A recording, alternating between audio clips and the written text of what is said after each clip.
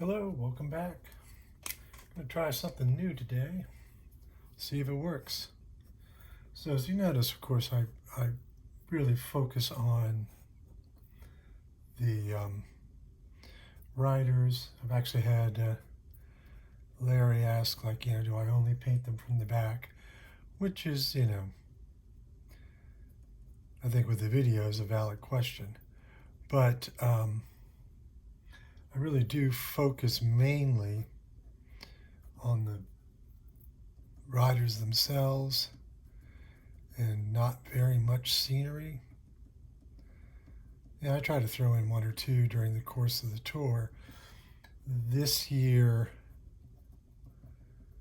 the website, gregleach.com, lost their company that was doing the online printing, which really sucked for me and for many of the other artists on the platform. Because the landscape, I've always done one, like I say, one or two. And one year I did one up the Columbia. Colombier. I think that's how you pronounce it. Shootaroonies. But and I probably sold 20 of those prints. But this year, it's a first come, first serve, one time, one image only. So, combination of things happened this year to reduce my earning opportunities. For the past 7 years, the time-lapse videos, which you can find on my socials, used to be aired on NBC during the broadcast, and this is the first year after 7 years they decided they weren't going to do that. They didn't replace me with somebody else, they just stopped doing it full. That was it. So, but still, 7 years. My wife is an actor, and we know that 7 years on a network is a very good run. So you're probably having trouble figuring out what I'm doing here. You're not alone. So I thought, because it's such a beautiful shot, as they are coming out, I've just gone through the sprint point here and are starting up the Col de Pré. Today is an unusual stage in that it got shortened. It was already a relatively short stage, but they pulled out a single mountain in the stage and moved the start town.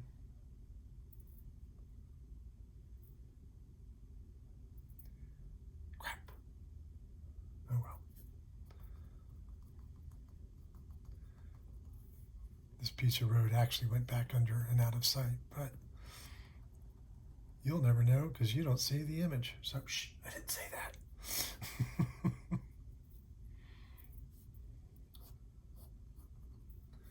So what I'm trying to do is show this start of this climb out of the Villars-sur-Dolon. Sorry for butchering the French of that, but I try.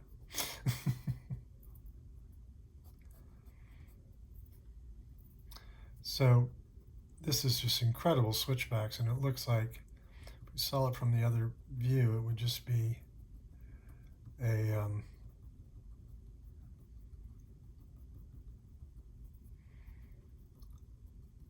straight up the side of a hill, just going swinging back and forth. I do remember that from as a kid. Well, hey, sometimes you still do it. Climbing up a steep climb zigzag across the road back and forth. I actually saw that in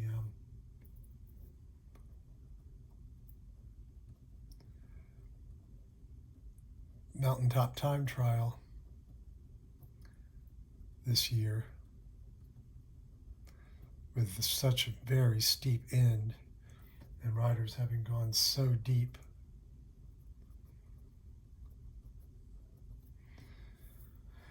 Into the stage that they could barely make it up the hill, so they were zigzagging back and forth across the road. You know, oh, da da da da. And this road reminds me of doing just that. The builders of the road had to zigzag so much just to get up the hill. Looks like there's already a selection here. So this is the peloton, and already we're getting stragglers back here.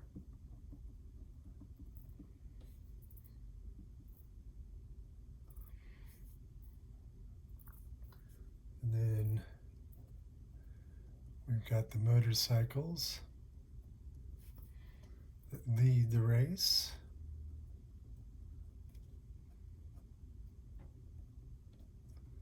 This is one of the neutral service vehicles. So I did get a question from, I don't know if it's Sits Pin or Sits or Sit Spin, but nevertheless, I was asked. I kind of wanted to address this issue, so I appreciate the question. They asked to talk about my style.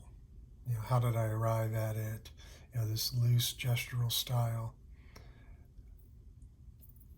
And I do get asked often with the full-scale work as well, you know, how did you arrive at your style?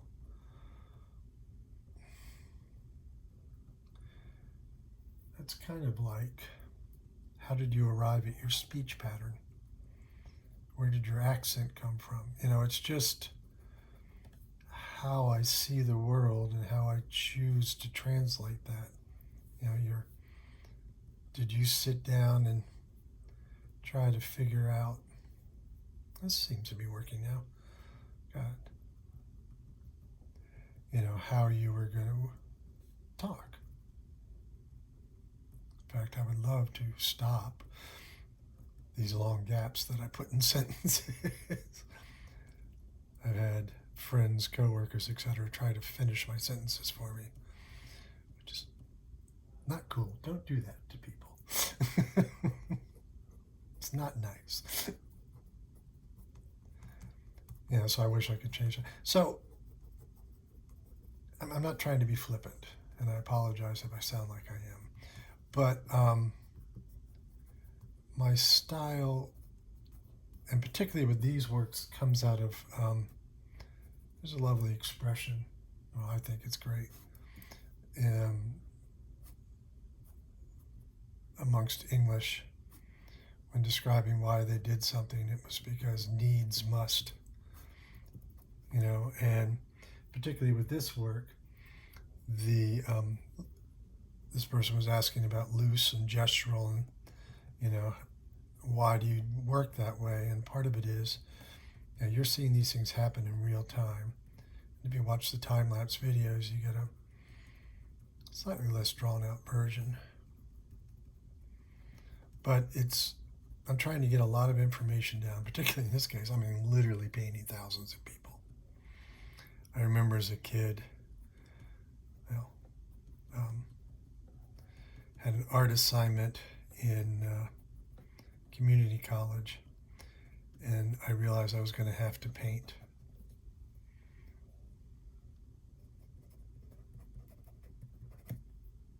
Snaking Up the Galibier was the other painting.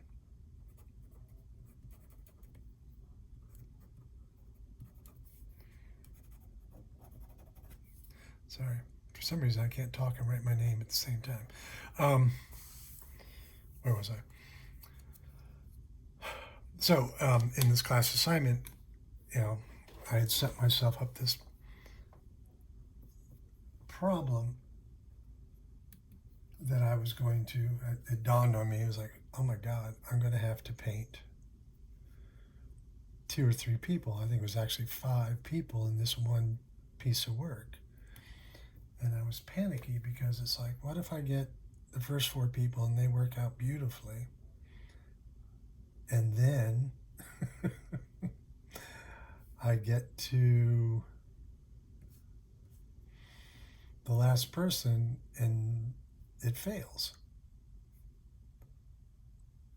What, you know, how do I deal with that? And, you know, a little silly to worry about it, but also valid. Um,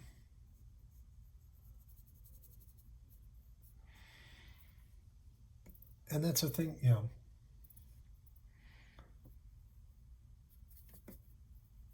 be worried. Worry about how you're going to solve a problem. I mean, it's actually like this piece right now. I set up a problem. And that's part of art making too. I mean, I don't just, oh, I know how this is going to work and this is going to be perfect. And, you know,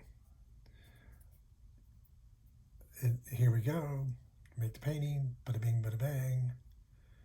And no fuss, no muss. I have no interest in painting that way anyway. I thrive on making discoveries. In fact, I would argue that the only reason to make paintings is to discover and learn as you paint. So I know I've digressed off the subject. So how did I get here? That's a loaded question, isn't it? Backstory while I start laying in more color. Painting the tour all started, well, doing these small watercolors all started when my wife had planned a trip. Well, she had done all the planning of a trip to Europe, and it was going to be a month long. She had figured out all the housing and all of that, and figured out the money and everything, and was showing me the budget and what we were going to do and how it was going to work. And I'm like, that's fabulous. Oh my God, you've done such a great job. One small problem. How are we going to eat? Because there was no money in the budget for eating. And she says, oh, I've got an idea. Those who are married always know that can be a problem. She says, I've got an idea. What we're going to do is we're going to write to all of your patrons, and we are going to let them know our itinerary. And we're going to go to primarily four different countries throughout Europe. And we're going to offer them the opportunity to pre-buy being very important in this plan, postcards, watercolor postcards, original watercolor postcards. So the idea was that I was going to paint scenes along the way on our trip, which I would have done anyway. And then we would mail them back.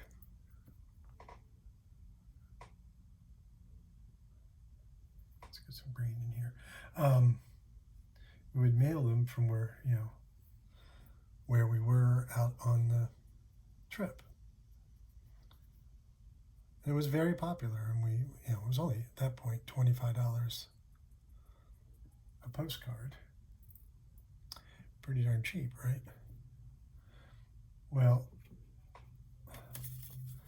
we've done that a couple times when we've traveled. In fact, last time I was in Europe, which has unfortunately been quite some time, I paid for the entire trip to Rome by the postcards that I painted while I was there.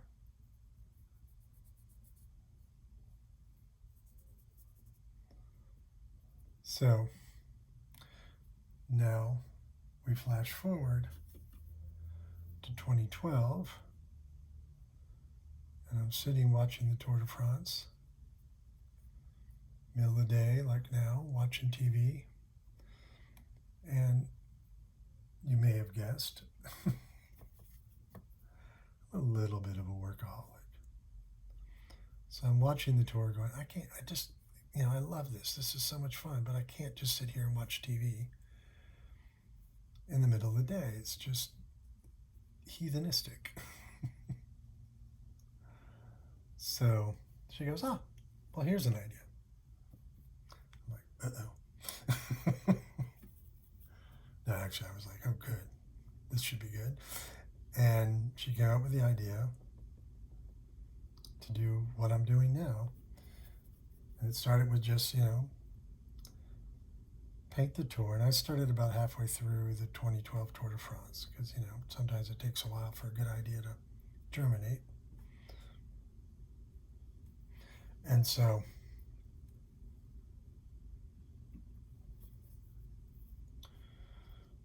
and then at that point, again, we were going back to 2012, she goes, and then we'll just post them on Facebook and see if we can sell them. And it actually worked pretty well. Facebook was kind of the dominant social media platform at the time. And, it actually, like, the Washington Post picked up the story and kind of like going, and can you believe this guy's in Richmond, Virginia? It was a little bit of the gist to their story. The other time I was in the Washington Post, it was in a bike race in February, bike series in Fort Hunt.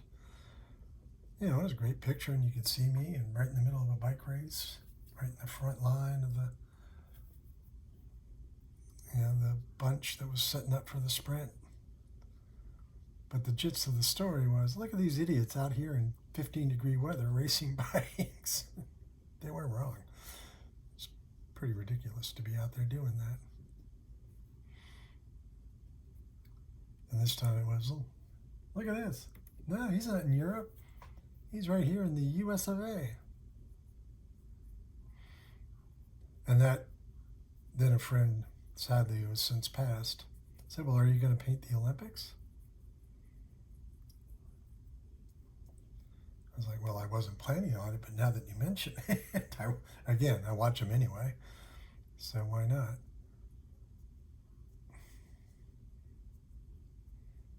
And now, sit spin, I am going to return. So, how you paint, how you approach an image, your style, if you will, is dependent on many things, but most particularly the media you have chosen to use. My full-scale studio work is done with oil sticks, and I can't do this with those. They're an opaque medium. So if you go through my website, gregleach.com, you can see those, and you can see while it's obvious it's done by the same hand, it's the style, again, for lack of a better word, is similar, but, different because the media is different. So and I've seen people do it, but you can't be but so precious with watercolors. It's just not a media that lends itself to that. That being said, one of my paintings in my collection is just that. A very precious, well executed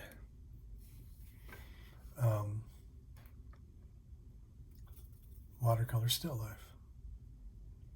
So let me rephrase. I can't do a precious watercolor. But to be honest, I can't do precious artwork. It's just not in my nature.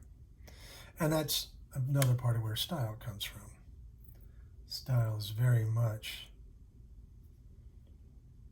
just as all of our other personality traits are very much a factor of ourselves, who we are, how we see the world, how we approach the world.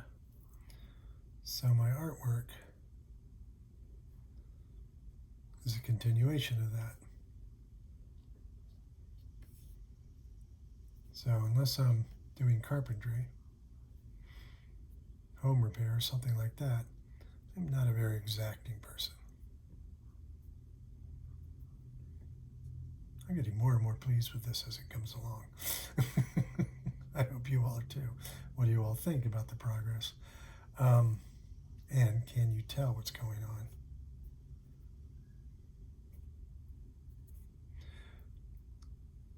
And so the question about, this loose style, there's no way, well, there is a way. Think of all the Werewolves Waldo books. But to do a very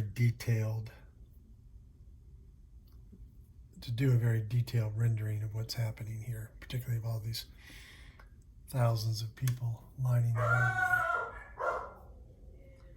And there goes the dog for today.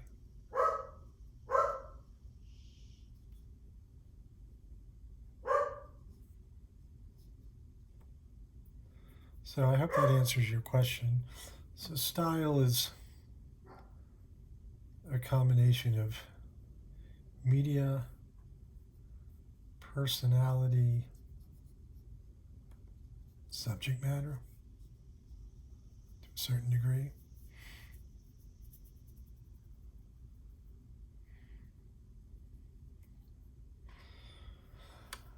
And loose, not that, if I spent hours on this, it would be much different.